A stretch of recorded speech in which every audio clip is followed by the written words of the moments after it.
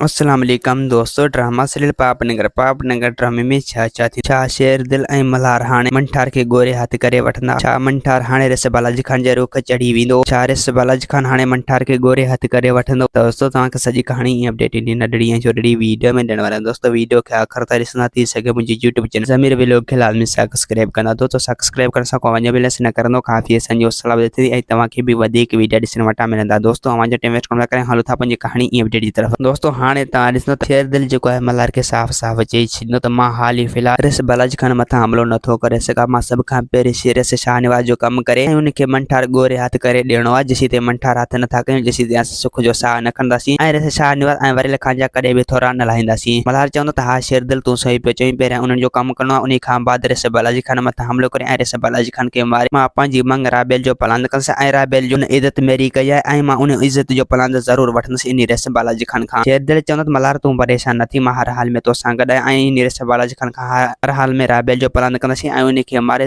राबेल खे दिलासा ॾींदासीं। ऐं ॿिए पासे दोस्तों हाणे तव्हां ॾिसंदो त रिस बालाजी खान जेको आहे मुराद खे फुल ऑर्डर ॾेई छॾींदो। उनखे चवंदो त तव्हांखे हाणे घणो टाइम मां वधीक नथो रखे सघां। उन जे करे तव्हांखां जेतिरो जल्द थी सघे तव्हां इन मंठारे ऐं राणी खे गोरे हथ कयो। अगरि जेकॾहिं उहे तव्हांजे हथ नथा चढ़नि त पोइ तव्हां इहो सम्झी छॾियो त पोइ तव्हां मुंहिंजे हथ चढ़ी वेंदो ऐं पोइ मां तव्हांखे मारे ऐं पोइ मां राणी ऐं मंठार ताईं पहुची बि सघां थो। मुराद चवंदो त रिस बालाजी खान तूं परेशान न थी, न तूं असां ते कावड़ कर। असां पंहिंजे तरफ़ खां पूरी कोशिशि कंदासीं ऐं असां इन जबल जे मथां बि ज़ोर रखियो त तमामु जल्द अगरि जेकॾहिं मंठार असांजे हवाले नथो करे त पोइ उनजे मथां हमलो करे ऐं उनखे मारे ऐं हुतां जेको आहे मंठार खे गेले खंबे खणी अची तव्हांजे कदमनि में उछलाईंदासीं। रिस बालाजी खान चवंदो त हा मुराद तूं सही पियो चवें। अगरि जेकॾहिं तो ईअं न कयो त पोइ तूं इहो सम्झी छॾियां तोखे मुंहिंजे हथां केर बि न बचाईंदो। इहो तोसां मुंहिंजो वाइदो आहे। पोइ मां इहो बि विसारे वेही रहंदुसि त तूं बि मुंहिंजो माण्हू आहीं। मुराद चवंदो त रिस बालाजी खान बसि तव्हां परेशान न थियो। दोस्तों उम्मीद त कहाणी आई तव्हांखे पसंदि। असांखे ॾींदा हाणे इजाज़त, वरी तव्हां सां मिलंदासीं के नई वीडियो में। जेसी थी वञो ख़ैरु रखना। खुदा हाफ़िज़।